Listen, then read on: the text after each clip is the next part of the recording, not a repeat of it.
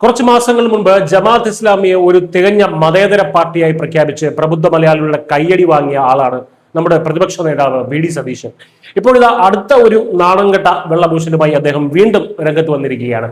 ഗതികേട് നോക്കണേ, വെറും 4 വോട്ടിന് വേണ്ടി എന്തിന്റെയൊക്കെ പേറ്റന്റാണ് സതീശൻ സാറിന് മതത്തിന് തീരെഴുതി കൊടുക്കേണ്ടി വരുന്നത്. ഇതൊക്കെ സതീശൻ സാറിന്റെ കുടുംബ സ്വത്തായിരുന്നെങ്കിൽ ആരും ചോദിക്കാൻ വരില്ലായിരുന്നു. പക്ഷെ ഇത് ശാസ്ത്രമാണ് സാർ. ഇത് ഏതെങ്കിലും മതപുരോഹിതന്മാർക്കോ അല്ലെങ്കിൽ പ്രവാചകന്മാർക്കോ സ്വന്തമല്ല, മറിച്ച് മുഴുവൻ മനുഷ്യരാശിയുടെയും സ്വത്താണ്. അതുകൊണ്ട് തന്നെ തോന്നുന്നത് പോലെ ആർക്കും അതെടുത്ത് വളച്ചൊടിക്കാൻ കഴിയില്ല. സതീശൻ സാർ എന്താണ് പറഞ്ഞതെന്ന് നോക്കാം. ഭൂമി പരന്നതാണെന്ന് വിശ്വസിച്ചിരുന്ന കാലത്ത് സൂര്യനെ ചുറ്റുന്ന ഗോളമാണ് ഭൂമി എന്ന് പറഞ്ഞത് പ്രവാചകനാണത്രേ. സയൻസ് പിന്നീടാണ് അത് കണ്ടെത്തിയത് എന്നാണ് സതീശൻ സാറിന്റെ പുതിയ കണ്ടുപിടുത്തം. ഇതിന്റെ വീഡിയോ പുറത്തു വന്നതോടെ സോഷ്യൽ മീഡിയയിൽ വലിയ പരിഹാസങ്ങളും ട്രോളുകളും ഒക്കെ നിറയുകയാണ്.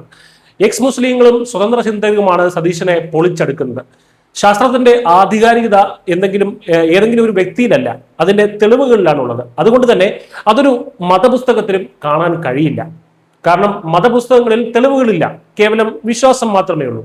എല്ലാ മതഗ്രന്ഥങ്ങളും അത് പിറന്ന കാലത്തുള്ള അറിവുകൾ മാത്രമാണെന്നും ഖുറാനിലും ഭൂമി പരന്നതാണ് എന്ന് തന്നെയാണ് പറയുന്നതെന്നും ആരിഫ് ഹുസൈൻ തെരുവത്തിനെ പോലെയുള്ള സ്വതന്ത്ര ചിന്തകർ ചൂണ്ടിക്കാട്ടുന്നു. സതീശൻ സാർ ഇപ്പോൾ ഈ പറഞ്ഞതിനെ ഇപ്പോഴത്തെ ഉസ്താദുമാർ പോലും അംഗീകരിച്ച് തരുമെന്ന് തോന്നുന്നില്ല.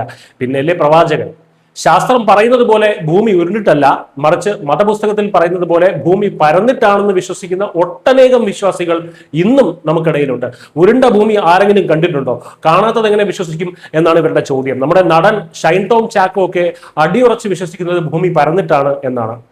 വികസിത രാജ്യം എന്നൊക്കെ നമ്മൾ അമേരിക്കയെ പറയാറുണ്ട്. പക്ഷേ ആ വികസിത രാജ്യത്തിൽ പോലും 10% ആളുകൾ ഇപ്പോഴും വിശ്വസിക്കുന്നത് ഭൂമി പരന്നിട്ടാണ് എന്നാണ്.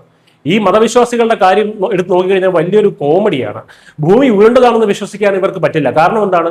കണ്ണുകൊണ്ട് കണ്ടിട്ടില്ല. അപ്പോൾ കാണാത്ത ദൈവത്തിൽ വിശ്വസിക്കാമല്ലേ എന്ന് ചോദിച്ചു കഴിഞ്ഞാൽ ഇവർക്ക് ഉത്തരവില്ല.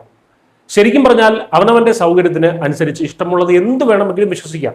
അതിനൊന്നും യാതൊരു കുഴപ്പമില്ല. പക്ഷേ അതിന് വെറുതെ ശാസ്ത്രത്തിനെ കൂട്ടുപിടിച്ച് ആളുകളെ തെറ്റിദ്ധരിപ്പിക്കരുത് എന്ന് മാത്രം. ഇനി പ്രതിപക്ഷ നേതാവിനുള്ള കുറച്ച് ചരിത്രവും ശാസ്ത്രവും. ഡോക്ടർ മനോജ് ബ്രൈറ്റും എഴുത്തുകാരനായിട്ടുള്ള ബഷീർ ഓങ്ങാട്ടിരിയും നൽകുന്ന മറുപടികൾ സതീശൻ സാർ ഒന്ന് കേൾക്കണം. ഭൂമി പരന്നതാണെന്ന് ഗണിതശാസ്ത്രത്തിൽ കുറച്ചെങ്കിലും വിവരമുള്ളവർ ഒരു കാലത്തും വിശ്വസിച്ചിരുന്നില്ല. 7-ാം നൂറ്റാണ്ടിനും 1000-ലധികം വർഷങ്ങൾക്ക് മുൻപേ, കൃത്യമായി പറഞ്ഞാൽ BC 6-ാം നൂറ്റാണ്ടിൽ പൈത്തഗോറസ് ആണ് ഭൂമി ഗോളാകൃതിയാണെന്ന ആശയം ആദ്യം അവതരിപ്പിച്ചത്. പിന്നീട് BC 4-ാം നൂറ്റാണ്ടിൽ പ്രശസ്ത തത്വചിന്തകനായിട്ടുള്ള അരിസ്റ്റോട്ടിൽ ഇത് നിരീക്ഷണങ്ങളിലൂടെ തെളിയിച്ചിട്ടുമുണ്ട്. ചന്ദ്രഗ്രഹണ സമയത്ത് ചന്ദ്രനിൽ പതിക്കുന്ന ഭൂമിയുടെ നിഴൽ വക്രാകൃതിയിലാണെന്ന നിരീക്ഷണമാണ് അദ്ദേഹത്തെ ഈ ഒരു കൃത്യമായിട്ടുള്ള നിഗമനത്തിൽ എത്തിച്ചത്. ഇതിനെല്ലാം ശേഷം BC 3-ാം നൂറ്റാണ്ടിൽ ഇറാത്തോസ്തനീസ് എന്ന ശാസ്ത്രജ്ഞൻ വ്യത്യസ്ത നഗരങ്ങളിൽ കുത്തനെ നിർത്തിയ വടികളിൽ സൂര്യപ്രകാശം പതിക്കുമ്പോഴുണ്ടാകുന്ന നിഴലുകളുടെ കോണളവുകൾ കണക്കുകൂട്ടി ഭൂമിയുടെ ചുറ്റളവ് അത്ഭുതപ്പെടുത്തും വിധം കൃത്യതയോടെ അളന്നു തിട്ടപ്പെടുത്തി. AD 5-ാം നൂറ്റാണ്ടിൽ നമ്മുടെ സ്വന്തം ആര്യഭടൻ തന്റെ ആര്യഭടീയത്തിൽ ഭൂമി ഗോളാകൃതിയാണെന്ന് സംശയലേശമന്യേ രേഖപ്പെടുത്തിയിട്ടുണ്ട്. ഇതൊക്കെ പ്രവാചകനും മുൻപേ സ്വതന്ത്രമായി ചിന്തിക്കുന്ന മനുഷ്യർ കണ്ടെത്തിയതാണ്. ഏറ്റവും രസകരമായിട്ടുള്ള കാര്യം സതീശൻ സാറിന്റെ വാദത്തിലെ ഏറ്റവും വലിയ ശാസ്ത്രീയ പിഴവാണ്. ഭൂമി സൂര്യനെ ചുറ്റുന്നു എന്നതാണ് ശാസ്ത്രത്തിന്റെ അവസാന വാക്ക് എന്ന് ധരിച്ചാണ് പാവം വെള്ളയിട്ട് വെള്ളപൂശാൻ ഇറങ്ങിയത്. എന്നാൽ ആധുനിക ശാസ്ത്രം സങ്കീർണമായിട്ടുള്ള മറ്റൊരു യാഥാർത്ഥ്യം കൂടി നമുക്ക് മുന്നിൽ തുറന്നു വയ്ക്കുന്നുണ്ട്. യഥാർത്ഥത്തിൽ ഭൂമിയോ മറ്റ് ഗ്രഹങ്ങളോ കൃത്യമായി സൂര്യന്റെ കേന്ദ്രത്തെ അല്ല ചുറ്റുന്നത്. ഇതിനെ മനസ്സിലാക്കാൻ ഭാരക്കൂടുതലുള്ള ഒരു മുതിർന്നയാളും ഒരു ചെറിയ കുട്ടിയും പരസ്പരം കൈകോർത്ത് പിടിച്ച് വട്ടത്തിൽ കറങ്ങുന്ന ഒരു ഉദാഹരണം സങ്കല്പിക്കുക. അവർ കറങ്ങുന്നത് മുതിർന്ന ആളുടെ ശരീരത്തിന്റെ കൃത്യം മധ്യഭാഗത്തെ അടിസ്ഥാനമാക്കി ആയിരിക്കില്ല, മറിച്ച് അവർക്കിടയിലുള്ള ഭാരക്കൂടുതലുള്ള ആളിനോട് ചേർന്ന് നിൽക്കുന്ന ഒരു പൊതു ഗുരുത്വ കേന്ദ്രത്തെ അടിസ്ഥാനമാക്കിയായിരിക്കും. ഇതിനെയാണ് ശാസ്ത്രം ബാരിസെന്റർ എന്ന് വിളിക്കുന്നത്. സൂര്യനും ഭൂമിയും അടങ്ങുന്ന സൗരയുധത്തിലെ മുഴുവൻ ഗോളങ്ങളും ചുറ്റുന്നത് ഈ ബാരിസെന്ററിനെയാണ്. വ്യാഴം പോലെയുള്ള വലിയ ഗ്രഹങ്ങളുടെ ഭ്രമണം കാരണം ഈ ബാരിസെന്റർ പലപ്പോഴും സൂര്യന്റെ ഉപരിതലത്തിന് പുറത്താണ് വരിക.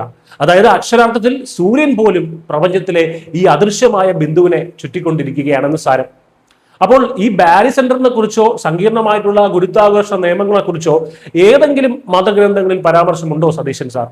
ഇല്ല. കാരണം അവ അന്നത്തെ മനുഷ്യരുടെ പരിമിതമായിട്ടുള്ള അറിവുകളുടെ സമാഹാരം മാത്രമാണ്. ഉദാഹരണത്തിന് ഇന്ന് ഈ പ്രപഞ്ചത്തിൽ ഭൂമിക്ക് സമാനമായി ജീവൻ നിലനിൽക്കുന്ന മറ്റ് ഗ്രഹങ്ങളെ പറ്റി നമുക്കറിയില്ല. അതുകൊണ്ട് തന്നെ ഇന്ന് ജീവിച്ചിരിക്കുന്ന ആരും അത്തരത്തിൽ ഒരു ഗ്രഹത്തിനെ പറ്റി പറയുന്നുമില്ല. പക്ഷേ 1000 വർഷങ്ങൾക്ക് ശേഷം അങ്ങനെ ഒരു ഗ്രഹം മനുഷ്യർ കണ്ടെത്തിയെന്ന് വരാം. അത് ഏത് ഗ്രഹമാണ് എന്നതിനെ പറ്റി ഇന്ന് ജീവിച്ചിരിക്കുന്ന നമുക്ക് എന്തെങ്കിലും വിവരമുണ്ടോ? ഇതുപോലെയാണ് പ്രാചീന മനുഷ്യരുടെ കാര്യവും.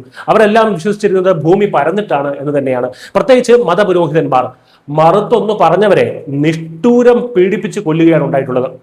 സാധാരണ നമ്മൾ കാണാറുള്ളത് എന്താണ്? മതത്തിന് വേണ്ടി ശാസ്ത്രത്തിനെ വളച്ചൊടിക്കുന്നതാണ്. പക്ഷെ ഇവിടെ നമ്മുടെ പ്രതിപക്ഷ നേതാവ് VD സതീശൻ സാർ വോട്ടിന് വേണ്ടി അതും കടന്ന് ഒരുപടി മുന്നോട്ട് പോയിരിക്കുകയാണ്. ശാസ്ത്രത്തിനെ കൂട്ടുപിടിച്ച് മതത്തിനെ തന്നെ വളച്ചൊടിച്ചിരിക്കുകയാണ്. നിങ്ങളൊന്ന് ആലോചിച്ച് നോക്കൂ. ശരിക്കും പറഞ്ഞാൽ പച്ചയായ മതനിന്ദയും പ്രവാചക നിന്ദയും അല്ലേ സതീശൻ സാർ ഇപ്പോൾ പറഞ്ഞിരിക്കുന്നത്? കാരണം മതപുസ്തകത്തിൽ അങ്ങനെയല്ലോ പറഞ്ഞിരിക്കുന്നത്. 4 വോട്ടിനും താൽക്കാലിക രാഷ്ട്രീയ ലാഭത്തിനും വേണ്ടി ശാസ്ത്രത്തെയും ചരിത്രത്തെയും വരെ അപഹസിക്കുന്ന ഇത്തരം രാഷ്ട്രീയ നാടകങ്ങൾ കേരളത്തിലെ പ്രബുദ്ധരല്ലാത്ത മതേതരല്ലാത്ത ജനങ്ങളെങ്കിലും തിരിച്ചറിയുക. അത് മാത്രമേ പറയാനുള്ളൂ. News desk Keralam.